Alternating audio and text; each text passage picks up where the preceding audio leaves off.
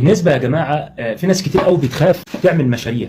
تقول لك دلوقتي انا هعمل اي مشروع، طب وبعد ما اعمل المشروع دوت انا هكسب ازاي؟ هو كل خوفه اللي هو يعمل مشروع ويخسر. اي مشروع يا جماعه عشان يتعمل الف ب كده الدعايه بتاعتك لازم تعمل دعايه تكون كويسه، دي اول حاجه. وطبعا يعني هي ايه اللي على طول فيه الناس بتسالها، يجي يقول لك طب حضرتك انت خبرتك ايه في الموضوع؟ خبرتي حضرتك ان انا كنت شغال في شركات عالميه زي شركه انرجايزر، زي شركه شيبسي، زي شركه روتيتو، شركه سينوريتا الاغذيه الخفيفه، امريكانا اشتغلت فيها. كل الشركات دي اشتغلت فيها بفضل الله، فالحمد لله عندي خبره كويسه جدا. ساعه ان انا اشتغلت مندوب سيلز في الشارع اول ما بدات، حاجات كتير قوي الحمد لله بفضل الله اشتغلتها. انا لما بكلم حضرتك بكلمك عن خبره مش عن جهل. لما بقول لحضرتك لما تيجي تعمل منتج انت مثلا عايز تنجح فيه، لازم اول حاجه الدعايه بتاعتك تكون محترمه عشان توصل للناس. ما انت دلوقتي عملت مثلا منتج الجوده بتاعته عاليه جدا جدا لكن ما فيش دعايه، هتوصل للناس ازاي؟ لازم تعمل دعايه محترمه. زمان بقى يا جماعه كانت الدعايه يعني ايه؟ كان صعب ان احنا نعمل دعايه. الكلام ده من قيمه مثلا 15 20 سنه كده. هو كان صعب ان انت يعني عشان تعمل منتج لازم تعمل اعلانات في التلفزيون، وتعمل بقى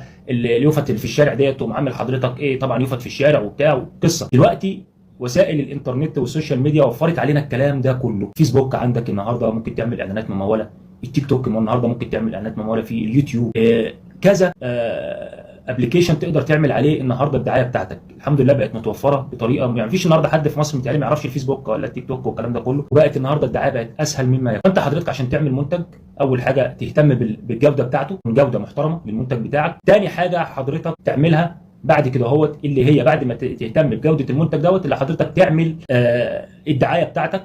وطبعا هتعمل لوجو كويس للمنتج بتاعك، وتعمل اسم طبعا يعني يكون اسم سهل على اساس ان الناس تعرف تتداول الاسم دوت. تمام. وتقوم مصنع بقى الكراتين بتاعتك، وتبتدي بقى تشوف المناطق اللي انت هتشتغل فيها. في طبعا ممكن تشتغل جمله وتشتغل تجزئه، بس طبعا يفضل ان انت تبدا الاول تجزئه عشان تنشر المنتج بتاعك. ولما تيجي مثلا المندوب بتاعك يجي يخش على سوبر ماركت او اي حاجه، لازم يعرض المنتج بتاعه يعني ايه، يكون على الوجه على اساس ان العميل يقدر يشوف المنتج بتاعك. يعني مثلا ما تكونش عامل منتج تقوم حاطه في حته متداريه في السوبر ماركت مثلا، لا لازم يكون في حته تكون يعني ظاهره على اساس ان العميل تيجي عينه عليه يشوف المنتج بتاعك، يبتدي اللي هو يسال ايه دوت، ويبتدي اللي هو ياخد المنتج بتاعك. العمليه يا جماعه بقت اسهل من الاول خالص. الاول كان ان انت تعمل دعايه يا حوار عشان تروح بقى الاذاعه والتلفزيون تعمل اعلانات وبتاع قصه. دلوقتي السوشيال ميديا زي ما ذكرت لحضراتكم بتحل مشاكل كتير، والحمد لله رب العالمين بقت شغاله والدنيا بقت كويسه جدا. اي حد محتاج اي سؤال في اي حاجه يا ريت يبقى يكتب لي على الكومنتات، وانا تحت امر الجميع ان شاء الله.